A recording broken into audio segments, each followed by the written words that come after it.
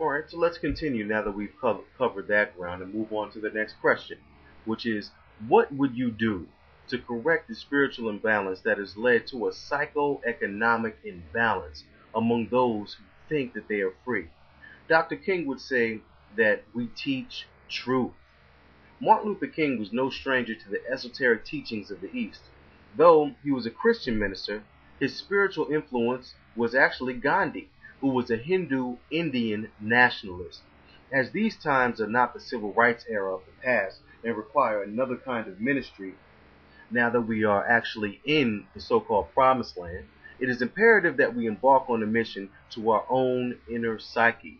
We must conquer the beast within by first coming to terms with the wisdom that in us dwells the Creator. Jesus overcame death and said, "Greater things than this shall you do." The idea of baptism and rebirth are not limited to Christianity. In fact, this again predates Christianity in Egypt or Kemet, or as we can put it for here, the land of our fathers. The true intention of baptism is that we wash ourselves of the trappings of the lower self and re-emerge from the water as our higher selves.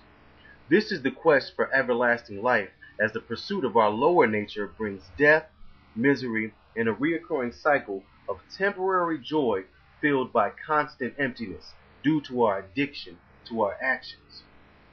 We must learn how to be content with ourselves in good times and adverse times. We must focus on the reality that with or without, I am whole.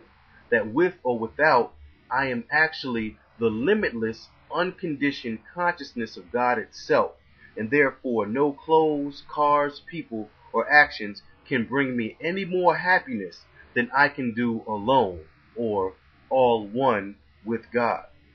We must also understand that we as Africans are of divine birth. Our lineage includes that of all the prophets. Black woman, you must realize that it was your womb who carried the prophets that walked and taught the earth. And again, it will be your womb who produces the seed that will germinate righteousness for the future on this planet. Black woman, it is you who must adhere to the religion of your fathers if you want to create the men who will treat you better and provide spiritual nourishment. For when you know right, you can teach right to the children, and they in turn will do right by you, your gender, and mankind as a whole. Black man, you must ascend, using your higher self with your woman by your side. You represent the driver, and the black woman represents the vehicle. You both need each other to reach the destination. May you no longer objectify yourselves using your lower faculties. If you strive to live through your higher faculties, then the limitless, boundless abundance of the universe shall make itself available to both of you, because you are now living the oneness. So the question now is, who will actually be our Joshua in this generation? Well, the answer is, we will collectively. And book is actually a call to action for all those who actually have the courage to take the lead. And let me quote again from what Martin Luther King said here. If there had not been a Gandhi in India with all of his noble followers, India would never have been free. If there had not been Nkrumah and his followers in Ghana, Ghana would still be a British colony. There will always be those people in every period of human history who don't mind getting their necks cut off, who don't mind being persecuted and discriminated and kicked about because they know freedom is never given out. But it comes through the persistent and continual agitation and revolt on the part of those who are caught in the system. I believe in myself, and I am sacrificing my livelihood and my life for this cause. I wish to work with any organization devoted to taking our people to the next level. And towards the end, we'll discuss basically what I would like to call the Joshua Plan. And this is what we will use to improve our condition.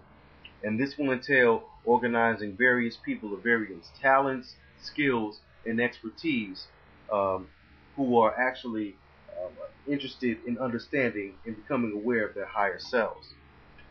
The next topic we're going to get into is religion, and economics. Think about it. A nation with 400 million people, and the British exploited them so much that out of a population of 400 million, 350 million made an annual income less than $50 a year. And again, this is a quote from Birth of a New Nation speech. 25 of that had to be used for taxes and other things in life. I thought about dark Africa and how the people there, if they can make $100 a year, they thought that they were living very well.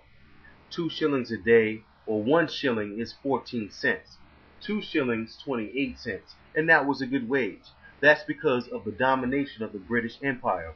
All of these things came to mind when I stood there in Westminster Abbey with all of its beauty, and I thought about all of the beautiful hymns and anthems that the people would go in there and sing. And yet, the Church of England never took a stand against this system. The Church of England sanctioned it. The Church of England gave it moral stature. All of the exploitation perpetuated by the British Empire was sanctioned by the Church of England. God comes into the picture when the church won't take a stand. God has injected a principle in this universe. God has said that all men must respect the dignity and worth of all human personality. And if you don't, then I will take charge. It seems this morning that I can hear God speaking. I can hear him speaking throughout the universe saying, "Be still and know that I am God. And if you don't stop, if you don't straighten up, and if you don't stop exploiting my people, I'm going to rise up and break the backbone of your power, and your power will be no more." So on this topic, having that quote by Dr. King, let's look at religion.